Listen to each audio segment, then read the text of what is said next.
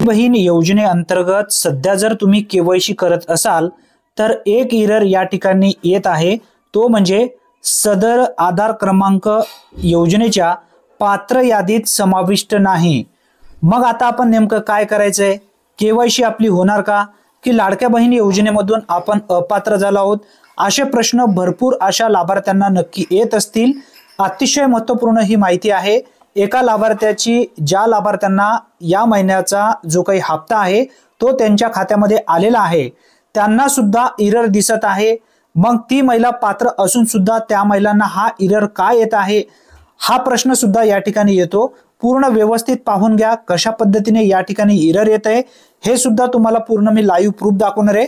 त्यासाठी नक्की हा व्हिडिओ शेवटपर्यंत पहा।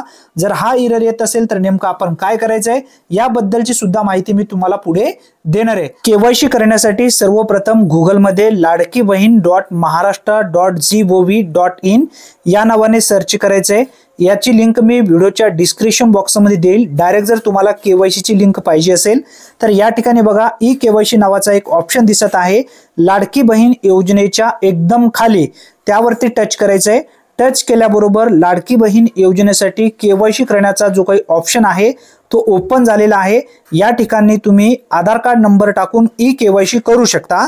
आता या ठिकाणी जो एरर दाखवला जात आहे नेमका का दाखवला जात आहे हे आपण या ठिकाणी समजून घेणार आहोत। सर्वप्रथम आधार कार्ड नंबर टाकायचा आहे। ज्या महिलांच्या नावाने लाडकी बहीण योजनेचा अर्ज केलेला आहे त्या महिलांचा आधार कार्ड नंबर टाका, कॅप्चा टाका, त्यानंतर मी सहमत आहे यावरती क्लिक करा आणि OTP पाठवा या ऑप्शन वरती क्लिक करायचंय।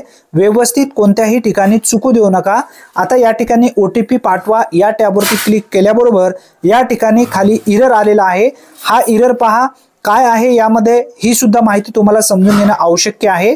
थोडासा मी झूम करतो, बघा सदर आधार क्रमांक योजनेच्या पात्र यादीत समाविष्ट नाही।